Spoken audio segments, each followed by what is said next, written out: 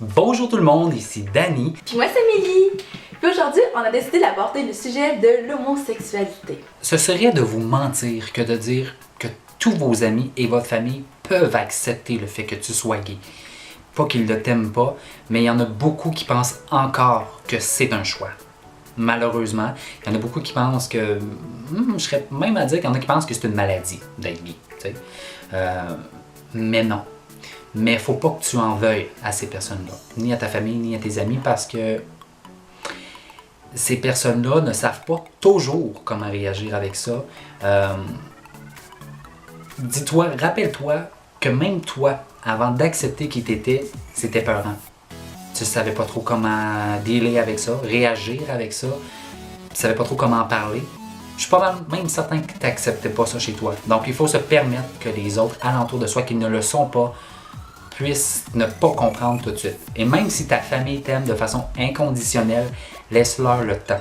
Même s'ils réagissent mal, même si les paroles des fois dépassent la pensée, apprends à peser le pour et le contre. Et j'ai parlé de ça dans un texte dans le merveilleux blog de La Mallette de Mélissa.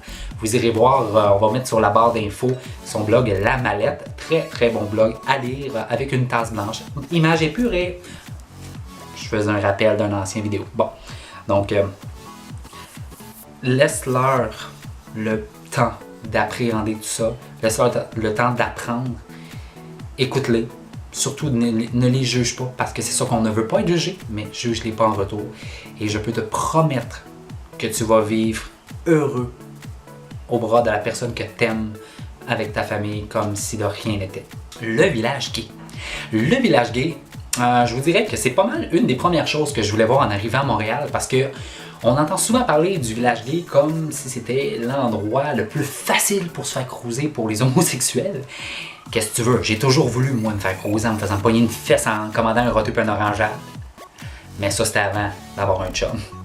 Parce que oui, j'ai un chum. Dans le fond, après avoir fait le tour, je me rends compte que le village, c'est comme n'importe quel quartier de Montréal. Hein? Quartier Rosemont, quartier Saint-Michel. La seule chose, c'est que tu entends plus souvent le mot « T'es folle! T'es folle! » Puis tu vois plus souvent des talons hauts qu'à Plaza Côte-des-Neiges. Tiens-toi là pour dire. Je suis jamais allée dans le village gay. Genre, jamais là.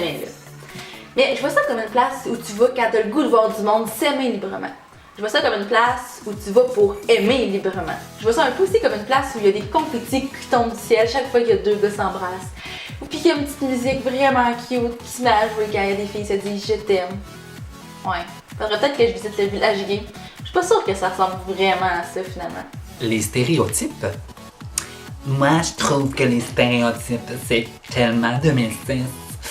Non, sérieusement, les stéréotypes, que dire? Autant que moi, j'aime ça rire du fait que je suis gay, de ma propre condition. Je ris pas des autres, par contre, autant que ça peut être à la base même de l'intimidation, de ce que je parlais tout à l'heure. La ligne est très, très mince entre les deux. C'est pas vrai qu'on parle tout sur le bout de la langue, là. C'est pas vrai. En tout cas, je pense pas. Whatever. Et c'est pas vrai non plus qu'on se déhanche sur du Pussycat Dolls. Quoique j'aime ça, moi, faire la vaisselle sur Don't you wish your girlfriend was hot like me? Don't you? Vous savez, dans le fond, que le respect des autres commence par l'acceptation de la différence des autres. Et c'est ce qui fait que on sera un jour tous en mesure de porter des talons hauts en faisant la vaisselle sur Don't you? Je pense sérieusement que ça pourrait arriver. Quand tu parles de stéréotypes, tu parles des gars qui se déhanchent en marchant, qui crient « Oh my god, c'est ma toune! » Plus écrit qu'une fille, puis qui écoute les feux de l'amour à chaque soir. Tu parles-tu des filles qui parlent en bûcheron, qui portent des t-shirts amples, des casquettes, qui ont les cheveux courts? Mais je suis désolée de t'apprendre ça, mais ça, c'est juste dans ta tête. Mais bon, tu dois être une blonde aux yeux bleus avec des gros seins, hein, si tu penses ça. En voilà des stéréotypes. Les drag queens. Je n'ai jamais été et je ne serai probablement jamais une drag queen. Pour la simple et unique raison que je suis probablement le gars le plus paresseux pour se maquiller dans la vie. Essayer de trouver quelle ombre à paupières mettre pour faire ressortir mes yeux. Puis une chose aussi qui ferait que je serais pas définitivement pas une bonne drag queen, c'est que je connais tellement pas les paroles des chansons. Je veux bien croire que c'est du lip-sync, mais à un moment donné, il y a une limite à ce que ma compréhension et mon cerveau peuvent faire pour essayer d'apprendre des paroles. Je suis nul. I'm gonna shalalalala, shalala in the morning. Je fais juste chantonner. Je ne chante pas réellement. J'ai juste un excellent trémolo. Puis de toute façon, quel nom de drag queen voudrais je me donne? J'ai déjà fait un test sur Facebook et ça m'a donné comme résultat Vulve Champagne. Je trippe pas tant. Moi, j'ai jamais vu de drag queen en vrai. En fait, il y en a pas bien dans mon Abitibi. Fait que c'était un peu mystérieux pour moi. En fait, quand j'étais jeune, je pensais qu'une drag queen, c'était comme un Don Juan, mais au féminin. Tu sais, la fille qui connaît ça, là. Mais si jamais par hasard j'ai la chance d'en rencontrer une, pour une fois dans ma vie, la seule chose que je tiens vraiment à lui dire, c'est que je l'admire énormément parce que moi j'ai de la misère à mettre du mascara, tu sais. La possibilité d'avoir une famille quand t'es gay, ça c'était le titre.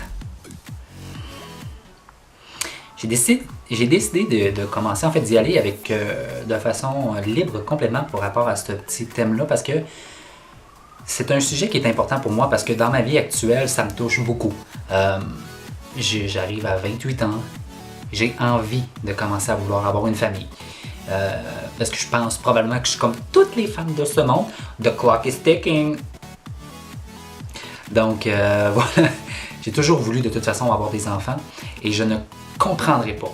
Autant que je comprends les gens qui acceptent pas nécessairement l'homosexualité, qui sont pas prêts, moi je ne comprends pas les gens qui pensent que parce qu'on est deux hommes, on réussira pas à élever un enfant correctement. Voyons, je veux dire, c'est pas parce que l'enfant a pas une mère, je peux comprendre que c'est important, mais je peux pas comprendre qu'on pense que l'enfant, il va avoir des manques, l'enfant va être malheureux, l'enfant va être...